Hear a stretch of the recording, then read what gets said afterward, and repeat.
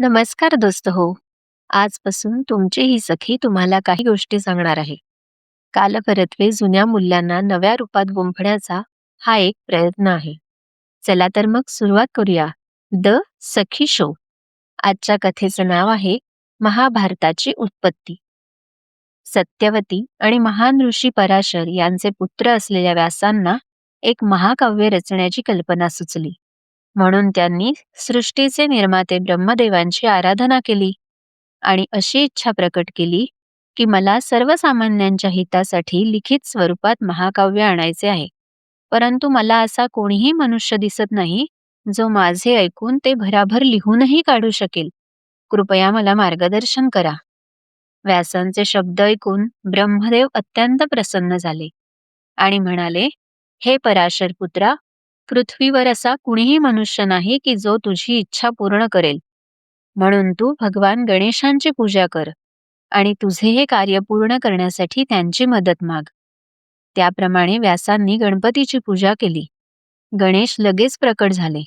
त्यांना आदराने वंदन करून व्यास म्हणाले, हे पार्वतीपुत्रा, कृपया माझ्या महाकाव्याचा लेखक हो. व्यासजींचे शब्द ऐकून गणेशजी त्यांची विनंती स्वीकारायला तयार झाले. मात्र गणेशजींनी अशी एक अट घातली की मी लिखाणाला सुरुवात केल्यावर माझी लेखणी क्षणभर सुद्धा थांबता कामा नये.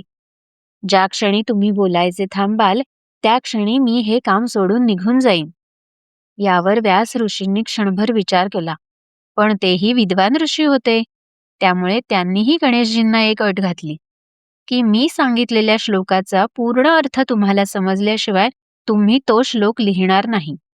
झाले तर दोघांनीही त्यांच्या त्यांच्या अटी मान्य करून लेखनाला सुरुवात केली. तेच हे महाकाव्य महाभारत. महाभारत हे कुरु वंशाची कहाणी सांगणारे महाकाव्य आहे. त्यामध्ये राजा नहुष, ययाती, पुरु, दुष्यंत, भरत, कुरु असे एकापेक्षा एक राजे होऊन गेले. कण्व ऋषींची मानसकन्या शकुंतला आणि राजा दुष्यंत यांचा सुपुत्र महान राजा भरताच्या नावावरून आपल्या देशाचे नाव भारतवर्ष असे ठेवण्यात आले. कारण प्राचीन काळात लोकशाहीची सुरुवात करणारे ते पहिले शासक होते. या भरताच्याच 8व्या पिढीत राजा कुरु यांचा जन्म झाला. त्यांच्या नावावरून भरत वंशाचे नाव बदलून कुरु वंश असे ठेवण्यात आले.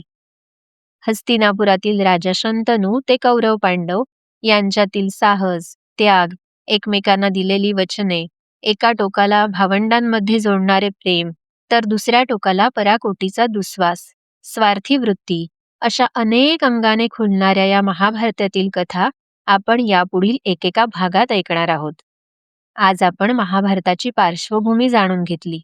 जर तुम्हाला ही गोष्ट आवडली असेल तर आपल्या चॅनेलला प्रतिसाद द्या आणि त्यासाठी लाईक करा, शेअर करा आणि सबस्क्राईब करा.